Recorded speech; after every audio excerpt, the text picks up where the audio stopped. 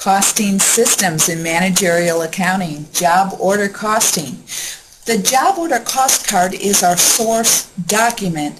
In other words, the document that we use to identify who the customer is, what their specifications are, when we took the order, whether this is a batch or a custom job, what the date of completion is, and then we collect the costs associated with this particular custom order. So for example, if I was making Harley-Davidson motorcycles, what happens is that when they first start making the motorcycle, they have like a frame that they're going to hang the bike on as they assemble it, and the first thing that goes on that frame is the job order cost card. And that job order cost card specifies what kind of bike the customer wants, whether they want chrome, what color it is, all the special modifications that go into making that bike for that customer. So that's what would be filled out here.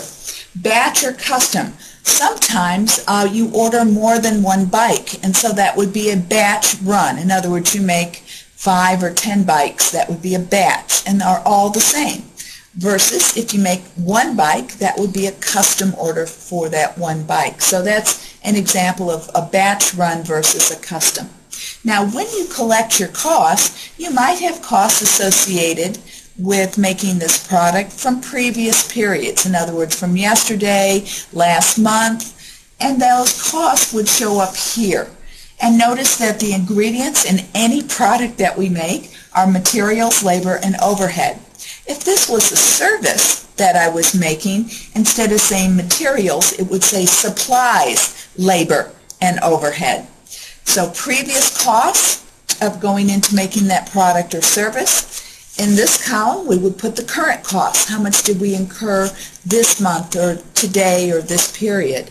And then the previous month plus the current month get added together, and that gives me the total cost. So down here, this is the total cost of the job. Down at the bottom of the job order cost card, generally we will list the revenue. How much did the customer pay you for this particular job? Compare that with the total cost of the job, and you can see if this job was profitable or not. Now, these are the basic ingredients in any job order cost card. Will you modify your job order cost card for your particular product or service? Yes, you will. So this is just a fundamental scratch draft, so to speak. So you'll make it your own, won't you? So that's job order cost card basics in job order costing in managerial accounting.